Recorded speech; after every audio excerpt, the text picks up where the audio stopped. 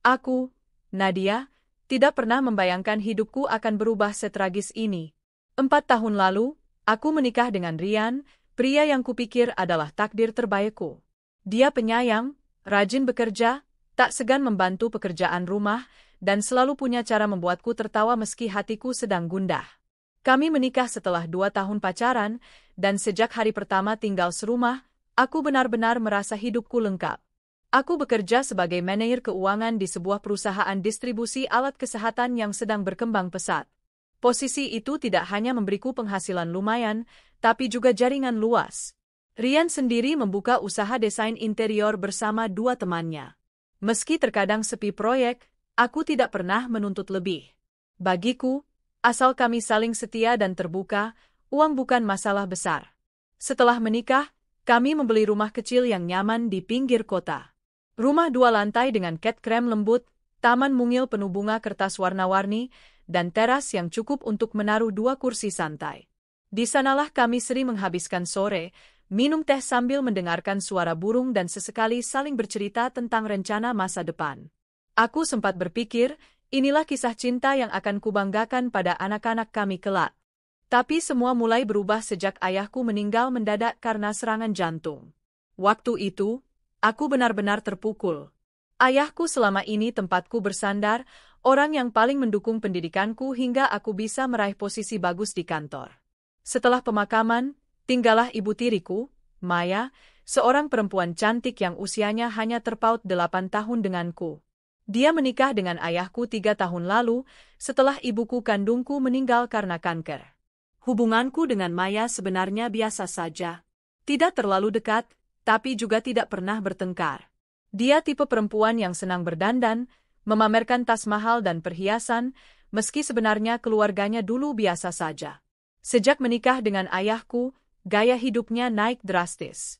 Namun aku tidak terlalu mempermasalahkan. Kalau ayahku bahagia, aku pun ikut bahagia. Setelah ayah meninggal, Maya tiba-tiba sering menghubungiku. Dia bilang kesepian di rumah besar peninggalan ayah. Beberapa bulan kemudian, rumah itu dijual, katanya untuk bayar utang ayah yang baru ku ketahui jumlahnya cukup besar. Maya jadi tidak punya tempat tinggal. Dalam rasa kasihan, aku menawarkan untuk tinggal di rumahku sementara waktu. Rian waktu itu juga setuju. Kami tidak tega membiarkan Maya tinggal sendirian di kontrakan kecil atau menumpang pada keluarga jauhnya yang tidak terlalu akrab. Awalnya semua berjalan baik. Maya membantu membereskan rumah, sesekali memasak masakan kesukaanku. Dia juga sering menemaniku belanja bulanan. Aku senang, merasa kami mulai membangun kedekatan seperti ibu dan anak tiri seharusnya. Bahkan Rian pun seolah senang ada Maya di rumah. Katanya, rumah jadi lebih ramai dan hidup. Namun setelah beberapa bulan, ada hal-hal kecil yang membuatku gelisah. Maya mulai terlalu sering mengenakan daster tipis, atau piyama satin yang kebuka lehernya lebar sekali, bahkan saat hanya bertiga di rumah. Kadang saat aku pulang lembur, kudapati Maya dan Rian menonton film berdua di ruang tamu, duduk terlalu dekat menurutku. Mereka tertawa-tawa, kadang saling menepuk pundak. Sekilas mungkin wajar, tapi entah kenapa hatiku terasa sesak. Pernah suatu malam, aku terbangun karena haus dan turun ke dapur. Dari arah ruang makan, kulihat Rian berdiri dekat sekali dengan Maya. Tangan Rian seperti baru saja ditarik dari pinggang Maya. Mereka terdiam canggung saat aku muncul. Rian langsung merapikan rambutnya, Maya pura-pura sibuk mengambil air galon. "Sayang, kamu belum tidur? Tadi ngobrol aja kok," Maya cerita tentang masa mudanya, kata Rian dengan senyum yang aneh menurutku. Aku hanya mengangguk, mencoba menepis pikiran buruk yang mulai muncul. Aku tidak mau menuduh macam-macam tanpa bukti. Lagi pula ini rumahku, suamiku, masa dia tega? Hari-hari berlalu. Rian mulai lebih sering pulang telat, alasannya lembur proyek atau ketemu klien. Aku percaya saja. Namun yang membuatku makin terusik adalah tagihan kartu kreditku yang melonjak. Saat kulihat rincian transaksi, banyak belanja online berupa tas, parfum mahal, juga makan di restoran fine dining. Anehnya, tidak satu pun barang itu ada padaku. Aku memberanikan diri menegur Rian saat kami sarapan. "Mas, ini transaksi kartu kredit kita kok makin besar ya? Ada belanja tas sama parfum juga, restoran yang kayaknya mahal banget. Rian menatapku, lalu mendengus. Itu kan buat nyenengin Maya. Dia kan udah banyak bantu kita di rumah. Sekali-sekali nggak apa-apalah. Aku terdiam, antara kesal dan bingung. Maya memang sering beres-beres, tapi tidak sampai pantas dibelikan tas seharga belasan juta. Lagi pula, itu uangku. Gajiku yang selama ini membayar cicilan rumah, listrik, dan sebagian besar kebutuhan rumah tangga kami. Tapi kan Mas, itu uang kita, terutama dari aku. Aku kerja capek-capek, masa dibelikan barang-barang buat? Udahlah, Nat. Kamu tuh terlalu perhitungan. Masa sama ibu sendiri kayak gitu? Nggak usah dibesar-besarin, potong Rian, lalu beranjak ke ruang tamu sambil membawa roti yang belum habis. Aku menghela napas panjang. Dadaku rasanya penuh.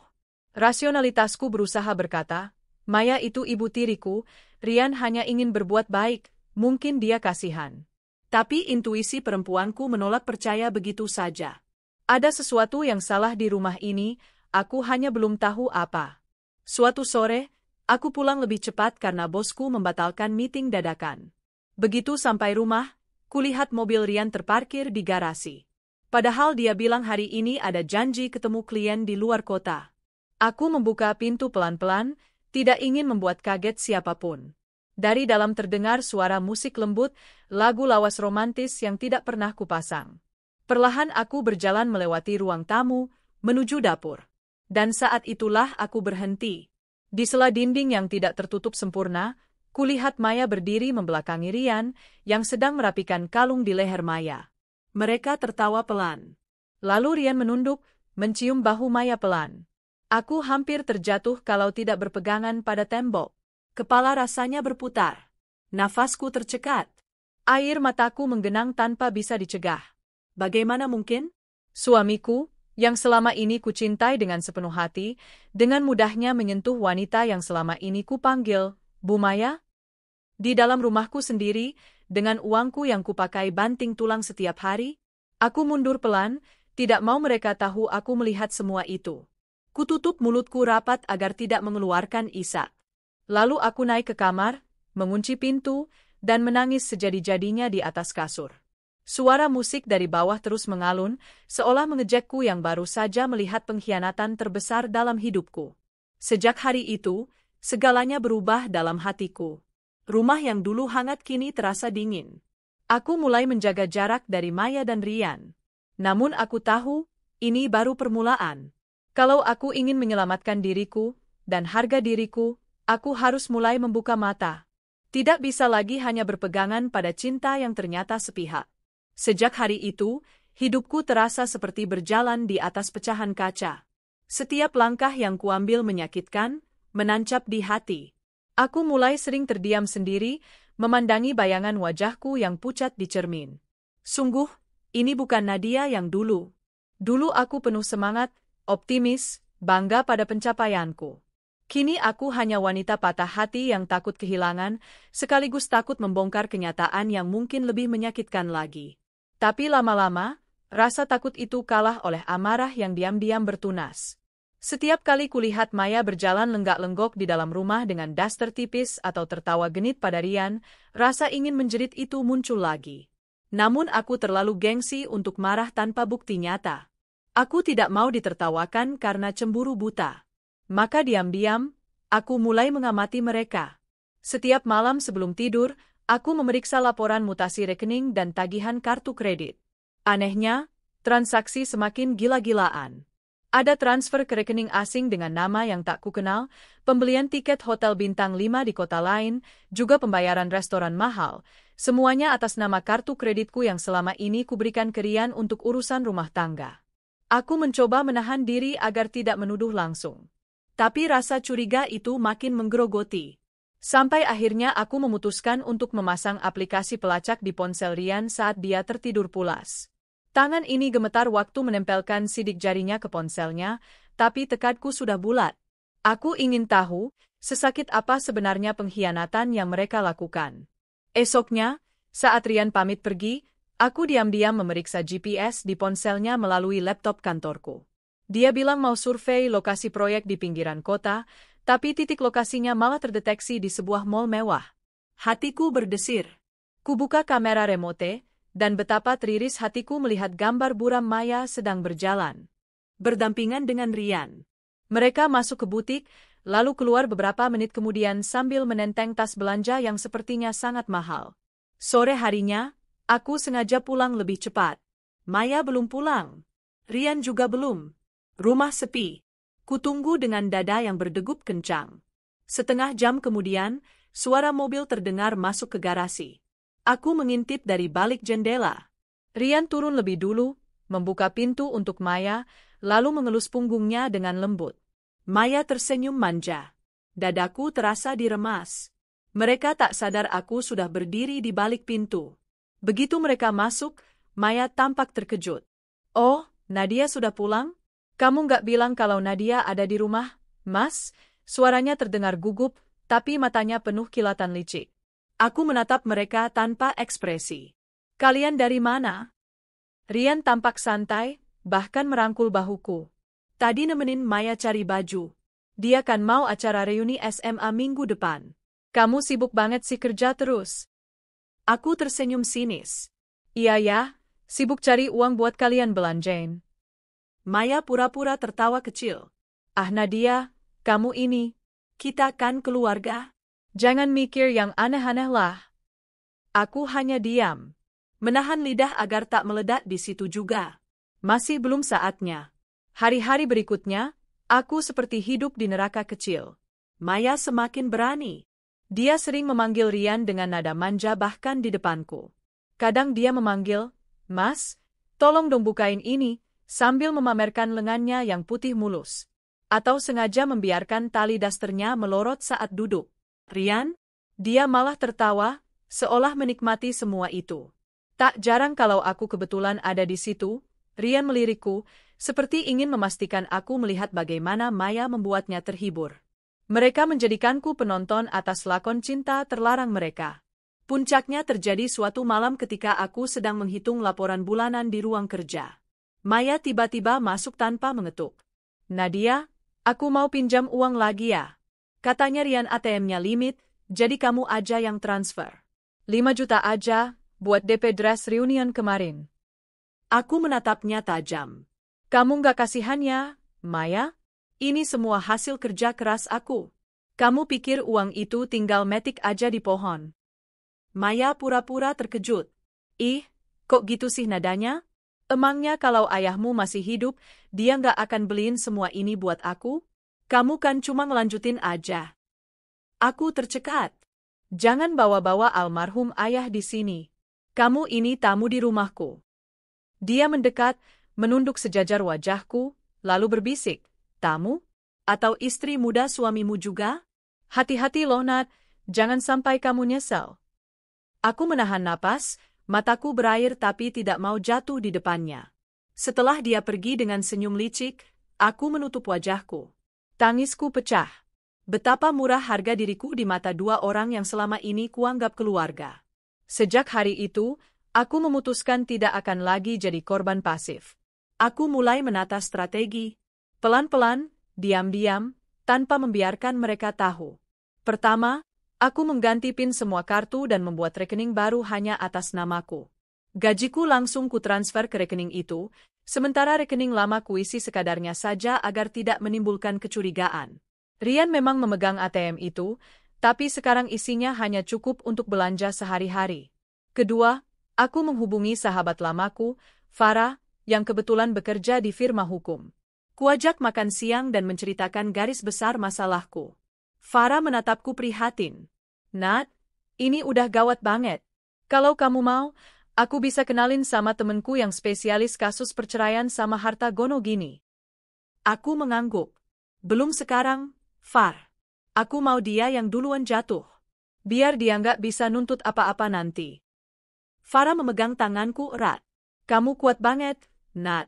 Jangan biarin mereka injek harga dirimu terus." Aku tersenyum, meski hatiku penuh luka. "Tenang aja. Aku nggak akan." Langkah ketigaku, merekam. Aku membeli perangkat kecil mirip flash disk yang sebenarnya alat perekam suara, lalu kuselipkan di pot bunga dekat ruang keluarga. Juga kutitip CCTV kecil di atas lemari pajangan. Semuanya terhubung ke laptop di kantorku. Setiap jam istirahat, aku membuka file-file baru. Dan perlahan-lahan, potongan-potongan puzzle perselingkuhan mereka terkuak makin jelas. Rekaman paling menyesakkan kudengar suatu siang. Rian dan Maya tertawa pelan, lalu Maya berkata, "Kamu yakin dia nggak curiga? Jangan sampai nanti pas kita nikah, dia malah bawa pengacara loh." Rian menjawab santai, "Tenang aja sayang. Dia terlalu sibuk kerja. Toh semua aset juga masih atas nama kita berdua. Kalau cerai ya paling cuma bagi 2. Maya tertawa kecil. "Lumayan juga ya. Setengahnya kan besar banget. Makanya sabar aja dulu. Lagian aku juga belum bosen kok sama dia. Enak kan, dua-duanya dapet." Aku menutup laptop dengan keras. Nafasku terengah, tanganku gemetar. Darahku mendidih. Mereka tidak hanya menipuku dalam cinta, tapi juga berencana menghisap hartaku perlahan-lahan. Itu sudah melewati semua batas. Malam itu, aku duduk lama di teras sendirian, memandangi taman yang dulu kutanami bunga dengan cinta. Air mataku menetes, tapi bukan lagi air mata putus asa. Kini yang ada hanya tekad. Kalau selama ini aku hanya takut kehilangan suami, sekarang aku sadar, aku harus menyelamatkan diriku sendiri dari orang-orang tamak ini. Aku harus memutus lingkaran kebohongan yang mereka buat. Kupandangi layar ponsel yang masih menampilkan titik GPS Rian. Ternyata dia tidak pulang ke rumah, melainkan menginap di hotel bintang 5 bersama Maya. Tentu saja pakai uang siapa? Uangku. Kupeluk diriku sendiri. Sabar ya, Nat. Ini belum selesai. Kamu akan dapat keadilan. Biar nanti mereka menyesal sudah menyepelekanmu.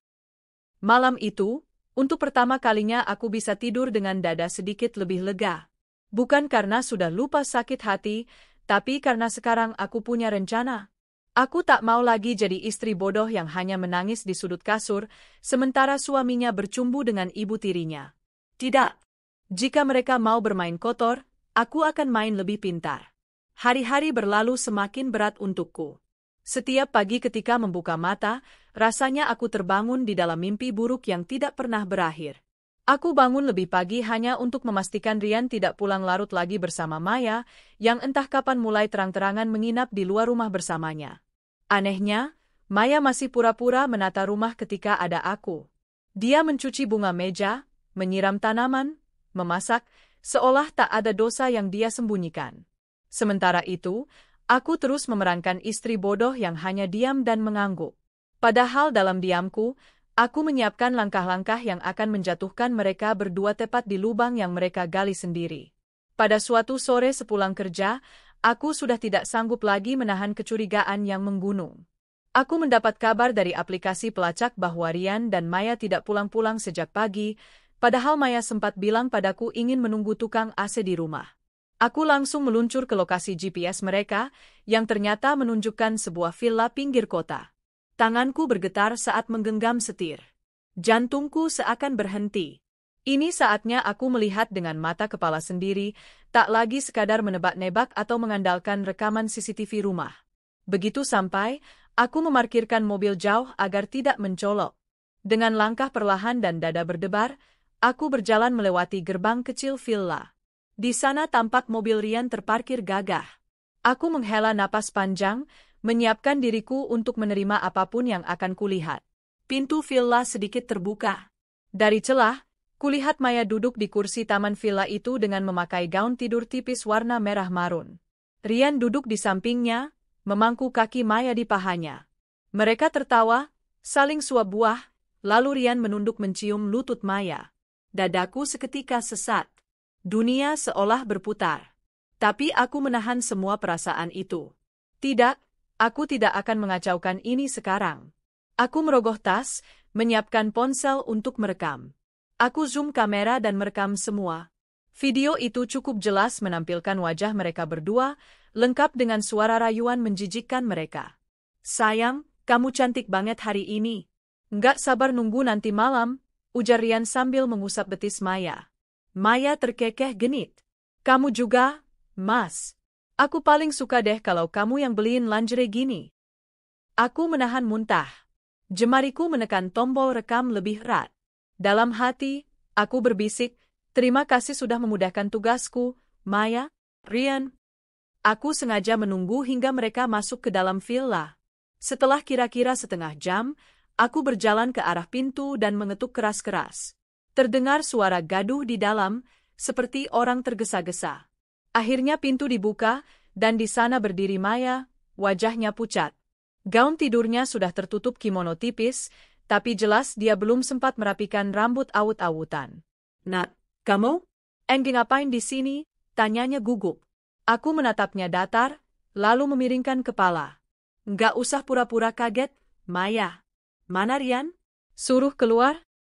Tak lama, Ryan muncul dari dalam dengan hanya memakai kaos oblong yang terbalik, jelas tergesa.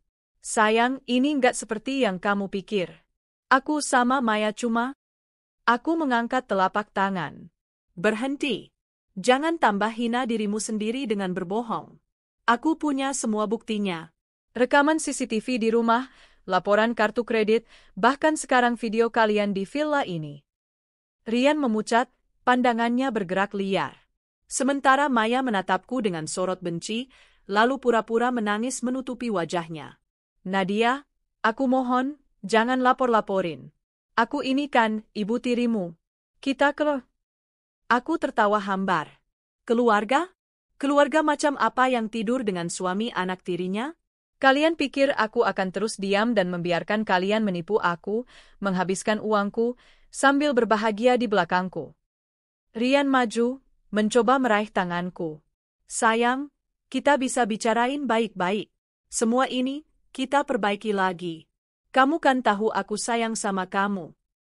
Aku mundur satu langkah. "Cukup Ryan. Mulai sekarang kita akan bicara lewat pengacara. Bersiaplah." Lalu aku berbalik meninggalkan mereka yang terdiam ketakutan. Meski langkahku gemetar, aku merasa seperti mematahkan rantai yang selama ini mengekang leherku.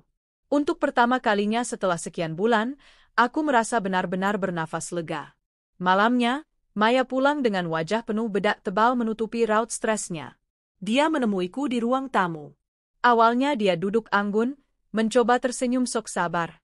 "Nadia, aku minta maaf atas semua yang terjadi. Aku juga korban, kamu tahu sendiri kan betapa Ryan itu pria yang sulit ditolak."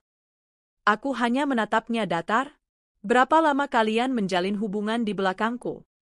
Dia terdiam. Matanya bergetar. "Sejak beberapa bulan setelah aku tinggal di sini."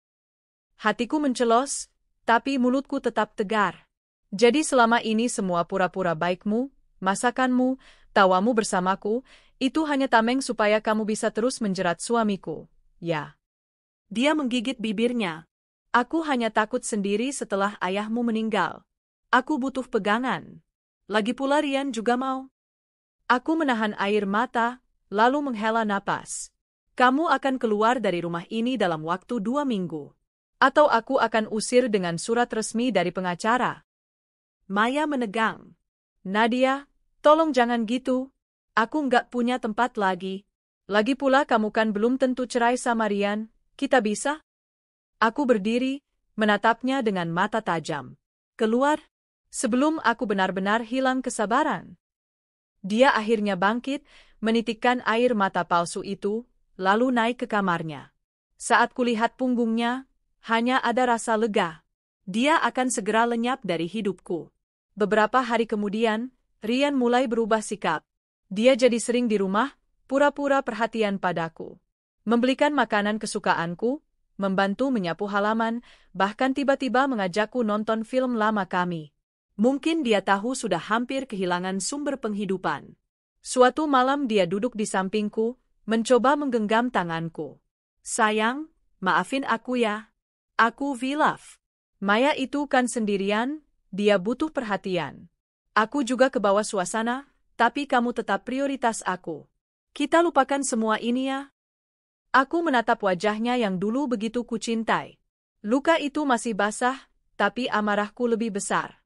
"Kamu sadar nggak sih, selama ini aku yang kerja keras buat bayar semua ini? Rumah, mobil, bahkan belanja mewah Maya itu pakai uangku. Kamu hanya menikmatinya. Dan sekarang mau pura-pura nggak ada apa-apa?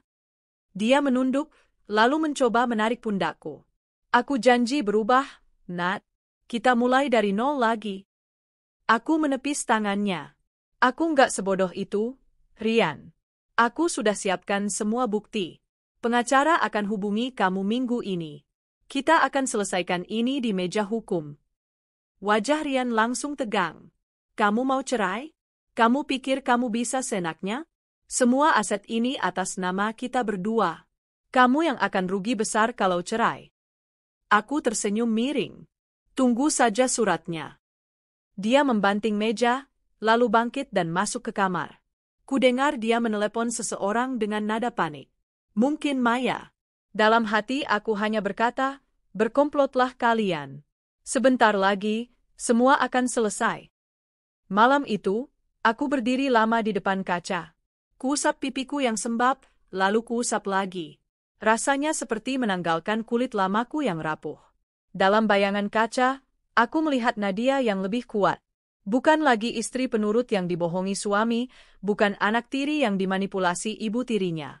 Tapi seorang perempuan dewasa yang tahu kapan harus menghentikan penderitaan dan memperjuangkan harga dirinya. Keesokan paginya, aku memakai setelan kerja terbaikku, merias wajah lebih tegas dari biasanya, lalu berangkat ke kantor pengacara Farah. Hari itu, kami menandatangani surat kuasa penuh untuk mengurus proses gugatan cerai serta pembekuan rekening bersama. Rian tidak akan bisa lagi menarik sepeser pun uang dari rekening kami tanpa persetujuanku. Saat aku keluar dari kantor pengacara, sinar matahari terasa lebih hangat. Aku menengadahkan wajah, menarik napas panjang. Ini untukmu, Nadia. Terima kasih sudah bertahan sejauh ini. Sejak kuputuskan menggugat cerai Rian, suasana rumah berubah drastis. Tidak lagi ada basa-basi manis, tidak lagi ada upaya pura-pura harmonis. Semuanya dingin, tegang, bagai dua musuh dalam satu atap yang sama-sama menanti waktu menyerang. Rian kini lebih sering mengurung diri di kamar tamu. Maya, setelah ultimatum dariku, dia mulai berkemas. Namun entah kenapa masih saja berlama-lama. Alasannya menunggu uang hasil penjualan beberapa aset ayahku yang katanya masih proses. Aku tahu dia hanya menunggu kesempatan. Tapi aku sudah siapkan semuanya agar Maya tak lagi bisa seenaknya memeras sisa hartaku. Di meja makan, kami bertiga masih pura-pura makan bersama. Namun tak ada lagi percakapan hangat. Hanya denting sendok bertemu piring dan tatapan sinis yang berseliweran. Jangan lupa, Nat, kata Maya suatu kali dengan suara pura-pura halus. Besok kamu harus tanda tangan berkas jual tanah warisan ayahmu itu, supaya cepat cair. Aku kan juga kebagian. Aku menatapnya dingin. Kamu bisa tunggu proses hukum selesai saja, Maya. Sekarang semua sudah diatur pengacara. Kalau memang kamu dapat bagian, nanti akan dikirim resmi. Maya tersenyum miring. Kamu tegas sekali sama orang tua. Aku menahan tawa getir. Orang tua? Kamu sudah tidak pantas lagi menyebut dirimu seperti itu di hadapanku. Rian hanya menunduk. Dia sudah kehilangan keberanian membela Maya terang-terangan.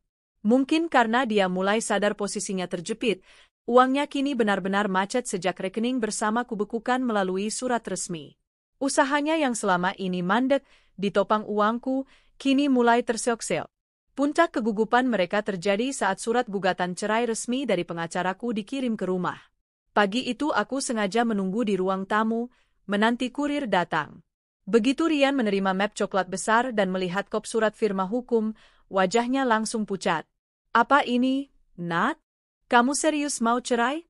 Suaranya bergetar, hampir histeris. Aku menatapnya datar.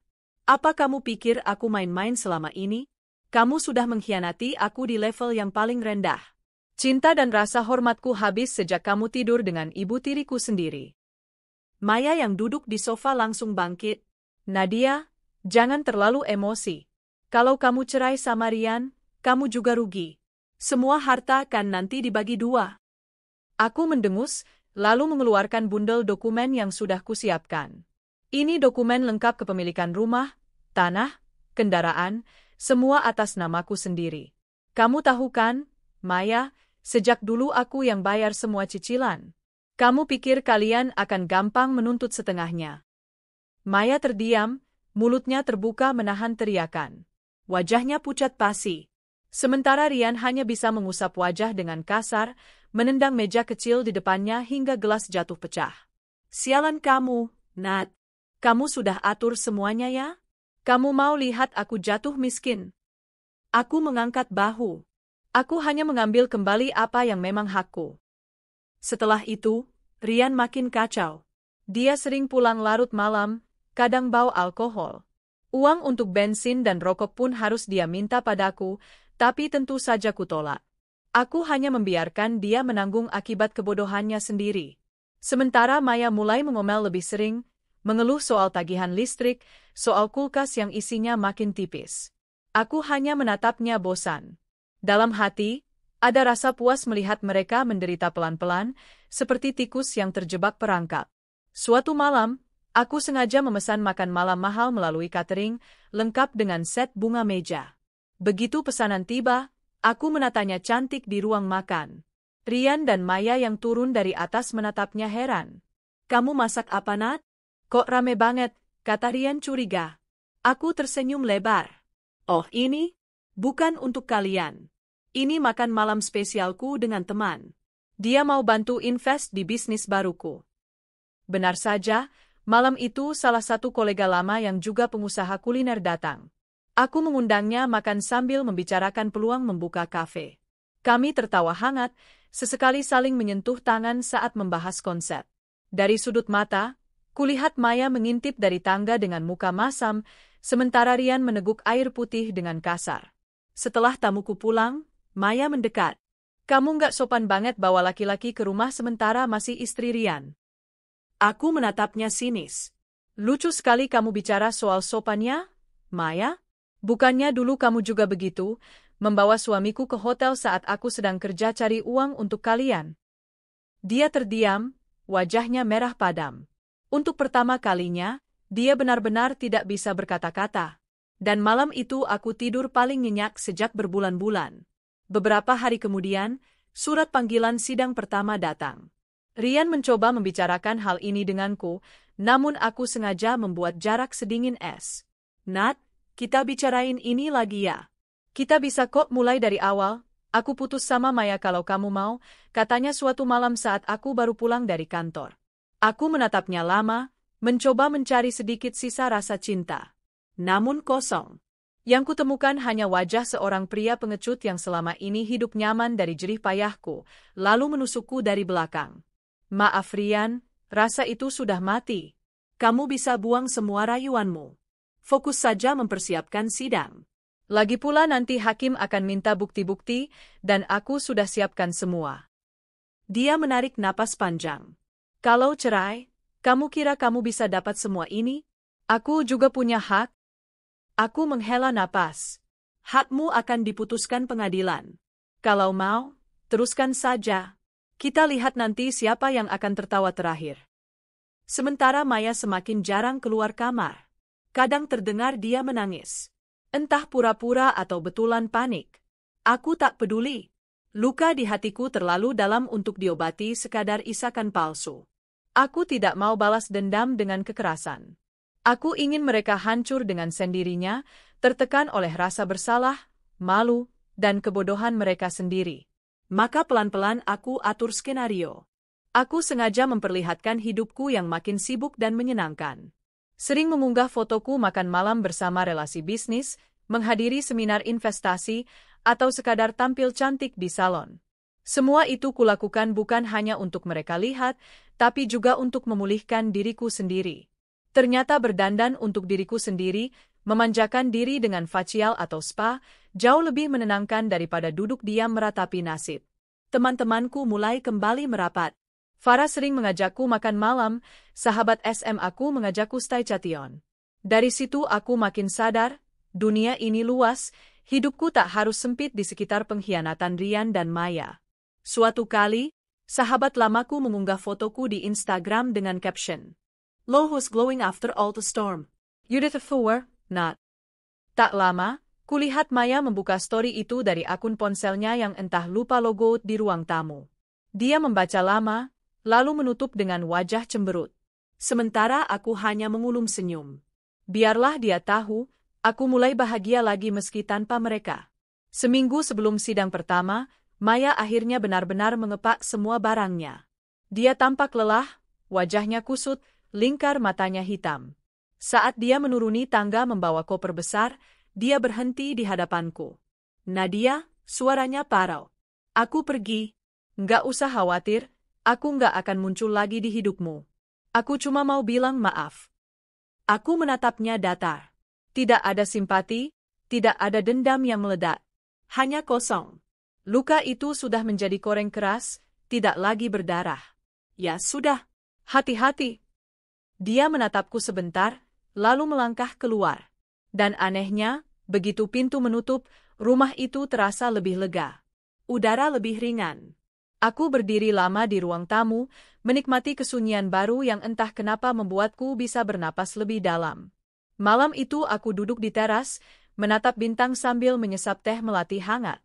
Hembusan angin membawa aroma bunga dari taman kecilku. Tiba-tiba aku merasa damai, meski proses cerai belum selesai, meski Rian masih ada di kamar tamu, menanti nasibnya di sidang nanti. Aku memejamkan mata, mengucap dalam hati. Terima kasih Tuhan, sudah membawaku melewati ujian ini. Terima kasih sudah membuatku cukup kuat untuk bertahan dan akhirnya bangkit. Untuk pertama kalinya sejak semua ini dimulai, aku yakin aku akan baik-baik saja. Bahkan lebih dari itu, aku akan bahagia, meski bukan bersama Rian atau siapapun. Kebahagiaan ini akan kutemukan dalam diriku sendiri. Pagi itu aku bangun dengan perasaan yang campur aduk. Ada gugup, ada lega, ada sedikit sedih. Hari ini adalah sidang pertama perceraianku dengan Rian. Setelah berbulan-bulan terjebak dalam drama pengkhianatan dan permainan licik, akhirnya semua akan mulai diproses secara resmi. Aku berdiri di depan cermin lebih lama dari biasanya. Mengenakan blus putih bersih dengan blazer krem lembut, rambutku tata sederhana. Aku ingin tampak rapi dan tenang, bukan wanita yang putus asa, melainkan wanita yang teguh dengan keputusannya. Ini bukan sekadar penampilan untuk orang lain, tapi untuk meyakinkan diriku sendiri bahwa aku telah mengambil langkah yang benar. Di luar gedung pengadilan agama, udara terasa lebih panas.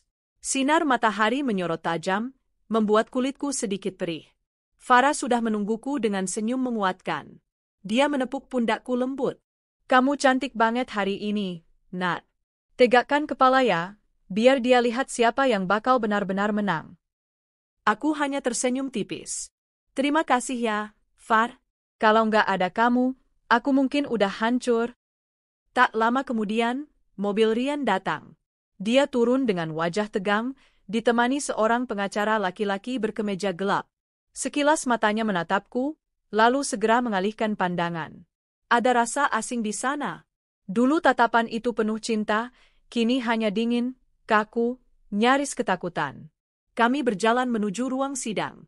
Langkahku terasa berat, tapi tanganku erat menggenggam map berisi semua bukti pengkhianatan mereka, foto, video, mutasi rekening, hingga rekaman percakapan. Itu semua adalah saksi bisu pengorbananku yang berakhir sia-sia. Sidang pertama berjalan alot. Hakim memulai dengan menanyakan alasanku menggugat. Dengan suara mantap meski sedikit bergetar, aku menceritakan dari awal bagaimana rumah tangga kami dibangun, lalu hancur karena perselingkuhan Rian dengan ibu tiriku sendiri. Beberapa kali suaraku tercekat saat harus mengulang fakta menyakitkan itu. Hakim menatapku prihatin. Saudara Rian, apa benar saudara telah melakukan perselingkuhan dengan mertua tiri Anda seperti yang didalilkan penggugat? Rian menghela napas panjang. Pengacaranya mencoba menyela, meminta agar fakta ini dibuktikan dulu. Aku langsung menyerahkan bundel dokumen serta flash disk berisi video dan rekaman suara. Saat hakim memutar sebagian rekaman, terdengar jelas suara Maya yang memanggil Rian dengan sebutan, sayang, disertai rencana mereka memakai uangku untuk belanja barang-barang mewah. Rian menunduk. Wajahnya pucat, tangannya mengepal. Tak ada lagi sangkalan. Semua terpampang telanjang di hadapan hukum. Meski hatiku terasa perih mendengar rekaman itu diputar di ruang sidang, ada sedikit rasa puas. Luka yang kutahan selama ini akhirnya mendapat validasi. Aku tidak lagi dipandang sebagai istri yang berlebihan atau cemburuan tanpa alasan. Dengan bukti-bukti yang diajukan penggugat, majelis hakim mempertimbangkan alasan cukup kuat bahwa terjadi perselingkuhan yang menyebabkan retaknya rumah tangga, kata hakim sambil menatap berkas di depannya. Farah meremas tanganku pelan di bawah meja. Aku menahan air mata. Bukan air mata menyesal kehilangan Rian, tapi lega karena akhirnya semua bebanku sedikit terangkat. Keluar dari ruang sidang, langkahku terasa lebih ringan. Meski proses ini belum selesai, masih akan ada sidang pembagian harta bersama, namun fondasi untuk membebaskan diri sudah kuat. Rian menatapku beberapa detik sebelum akhirnya mendekat. Nat, kamu puas sekarang? Kamu benar-benar mau ngancurin semua ini? Aku menghela napas panjang. Bukan aku yang menghancurkan ini, Rian. Kamu yang menghancurkannya waktu kamu memilih tidur dengan ibu tiriku. Ingat itu baik-baik? Dia menatapku, matanya memerah. Entah marah, malu, atau takut akan masa depannya. Aku tak peduli lagi. Sekian lama hidupku habis untuknya, sekarang saatnya aku menata lagi semuanya sendiri. Beberapa minggu kemudian, hidupku mulai masuk ke ritme baru. Aku lebih sering lembur di kantor, mengambil proyek tambahan, menata ulang portofolio investasiku. Rasanya aneh, dulu semua ini kulakukan untuk kami, kini kulakukan hanya untuk diriku sendiri. Tapi ternyata rasanya tidak seburuk yang kubayangkan. Ada kebanggaan tersendiri karena akhirnya aku bisa berdiri tegak lagi. Aku juga mulai menata rumah. Menyingkirkan foto-foto pernikahan kami, membuang baju-baju Rian yang masih tertinggal. Kamar tamu tempat dia tidur pun kutata ulang jadi ruang baca, agar tidak lagi menorehkan kenangan buruk. Maya benar-benar tak pernah muncul lagi. Kabar terakhir yang kudengar dari keluarga jauh, dia kini tinggal di kota kecil bersama saudara jauhnya, mungkin menunggu nasib, atau mungkin merencanakan taktik baru menjerat lelaki lain. Aku tak peduli. Hidupku tak akan lagi tersangkut dengan mereka. Suatu Sabtu sore, aku duduk di teras rumah dengan segelas es lemon. Angin sepau berhembus, bunga bougainville yang dulu kutanam bersama Rian kini merekah indah. Anehnya, aku tak lagi merasa sedih melihatnya.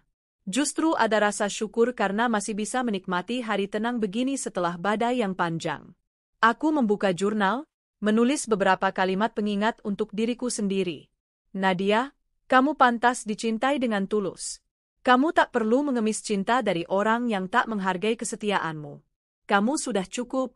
Kamu selalu cukup. Air mata menetes tanpa kutahan. Tapi kali ini bukan air mata duka, melainkan air mata lega. Luka itu mungkin masih membekas, tapi perlahan tak lagi bernanah. Beberapa teman kantorku mulai memperkenalkan aku pada relasi-relasi baru. Mereka bilang, Nat, kamu terlalu cantik buat terus sendiri. Aku hanya tersenyum. Belum. Hatiku belum siap membuka pintu untuk cinta lain. Tapi aku juga tak menutup kemungkinan. Biarlah waktu yang membawa. Yang pasti sekarang, aku ingin menikmati hari-hariku untuk diriku sendiri. Mengambil kelas yoga, merencanakan liburan ke Bali, mempelajari resep-resep baru. Semua yang selama ini terpendam karena sibuk mengurus rumah tangga dan menutup-nutupi luka. Suatu malam, Farah menelpon hanya untuk bilang, aku bangga banget sama kamu, Nat. Dulu kamu takut banget kehilangan dia. Sekarang lihat dirimu, kamu berdiri lebih tinggi daripada sebelumnya. Aku terdiam, senyumku merekah walau air mata ikut turun. Terima kasih udah selalu di sampingku, Far. Rasanya baru sekarang aku benar-benar bisa bilang aku bahagia lagi. Sidang pembagian harta akhirnya selesai. Karena semua aset utama atas namaku dan bukti penghasilan lebih banyak dariku, hakim memutuskan Rian hanya mendapat hak sangat minim. Dia bahkan harus membayar sebagian utangnya sendiri yang dulu sering memakai jaminanku. Hari terakhir kami bertemu di pengadilan, dia menatapku lama. Selamat, Nat. Kamu menang. Aku tersenyum kecil, menatapnya dengan perasaan hampa. Bukan soal menang atau kalah, Rian. Ini soal mengambil kembali hidupku yang pernah kamu dan Maya rampas. Dia hanya menunduk. Lalu kami berpisah, benar-benar memutus semua yang dulu pernah ada. Tidak lagi suami istri, tidak lagi sahabat, bahkan tidak lagi kenalan. Seakan dua orang asing yang pernah bersinggungan sebentar, lalu berjalan ke arah masing-masing. Di malam setelah sidang final itu, aku merayakan sendiri dengan menyiapkan makan malam istimewa, steak wagyu, salad, dan segelas anggur merah. Kulempar senyum pada pantulan diriku di cermin ruang makan. Kali ini aku merayakan kemenangan bukan atas Rian atau Maya, melainkan atas diriku sendiri, karena berani melawan, berani bangkit, dan tidak lagi menoleransi luka. Ku peluk tubuhku sendiri, berbisik pelan. Terima kasih sudah bertahan sejauh ini, Nat. Setelah ini kita akan lebih bahagia. Dan untuk pertama kalinya dalam waktu yang lama, aku benar-benar percaya ucapan itu. Sudah 2 bulan berlalu sejak sidang terakhir yang memutuskan perceraianku dengan Rian. Rasanya seperti mimpi panjang yang akhirnya selesai. Meski bekas lukanya masih sering terasa ngilu, hari-hariku kini jauh lebih tenang. Aku tidak lagi perlu bertanya-tanya tengah malam kemana suamiku pergi, atau mendengar tawa genit Maya dari sudut rumah yang paling gelap. Semua itu tinggal kenangan pahit yang pelan-pelan memudar. Setiap pagi, aku bangun tanpa beban, lalu menyeduh kopi sendiri di dapur. Rumah ini terasa lebih lapang. Sudut-sudut yang dulu penuh bayangan pengkhianatan kini kucat ulang dengan warna-warna lembut. Sofa ruang keluarga ku ganti dengan warna biru pastel, karpet lama yang dulu dibeli Maya kusingkirkan, diganti permadani rajutan lokal yang kudapat dari pengrajin di Ubud. Pelan-pelan, rumah ini benar-benar menjadi milikku lagi. Rumah yang membisikkan ketenangan, bukan rumah yang membangkitkan trauma. Di akhir pekan, aku mulai menekuni hobi lama yang dulu terkubur, melukis bunga dan pemandangan. Di teras belakang, kuletakkan kanvas besar, kuizinkan jemariku menari dengan cat minyak. Warnanya cerah, berani, tidak lagi suram.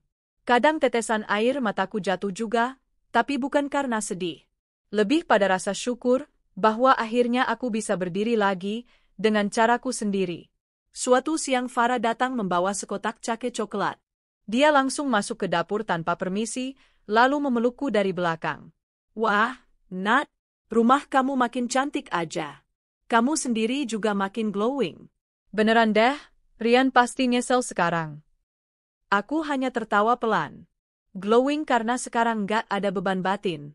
Tidur nyenyak, makan enak, nggak ada lagi yang minta uang buat selingkuh.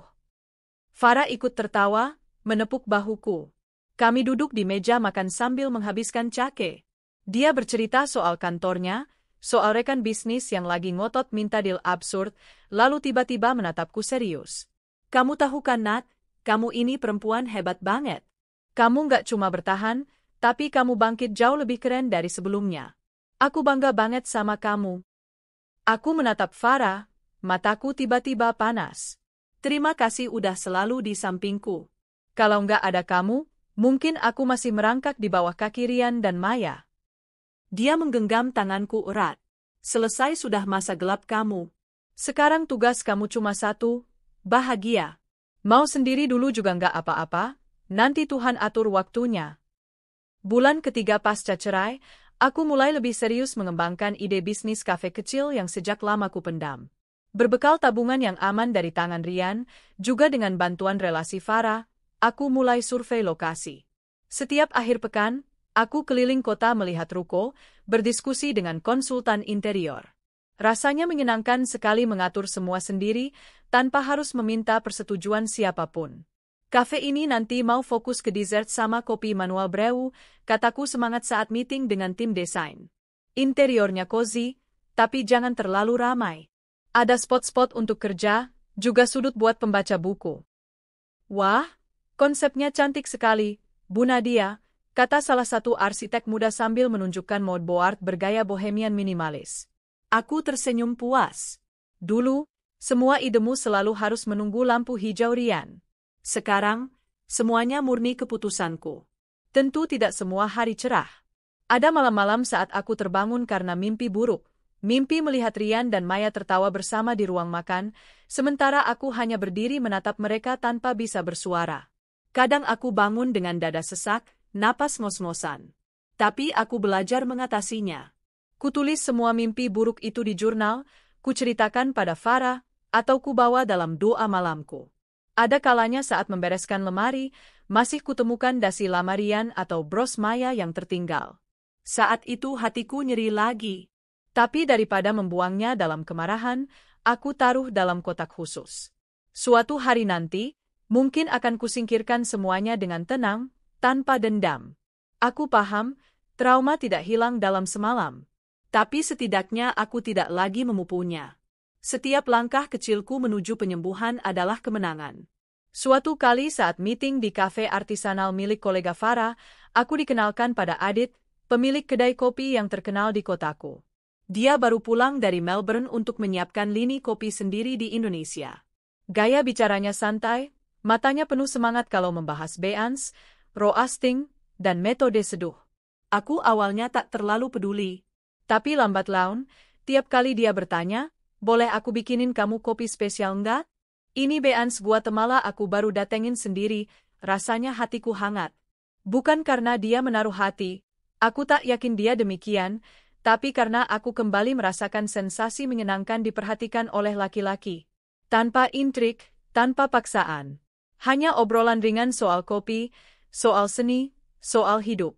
Farah sempat menggoda, hati-hati loh Nat, nanti yang ngaku-ngaku barista bisa nyuri hatimu lagi. Aku hanya tertawa. Tenang aja, Far. Hati aku masih lagi renovasi. Lama prosesnya. Tapi diam-diam aku merasa tak masalah. Mungkin nanti, kalau sudah waktunya.